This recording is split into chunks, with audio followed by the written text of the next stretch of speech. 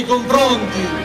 sono importanti, sono il sale della democrazia, è un modo per conoscere, per sapere, poi dovete decidere dopo aver visto cosa c'è dentro ognuno di noi, cosa vogliamo fare. Questo non è stato possibile e i confronti li facevano. Cominciata la campagna elettorale, quella era parliamo, scegliamo il miglior sindaco, da una parte Fasullo, dall'altra parte Messinese, i cittadini gelesi devono scegliere, non è stato possibile, è stato un'ora di trasmissione. Voi conoscete tutto di me, conoscete dove vivo, il mio lavoro, e ora vi dico domenica e lunedì, c'è da scegliere solo il sindaco, il consiglio comunale c'è già, scegliamo il miglior sindaco, scegliete per la vostra città, scegliete per Gela, scegliete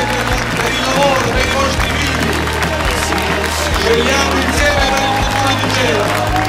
per questo vi dico, scegliamo per la nostra vita, per la nostra sopravvivenza, votiamo per Gela!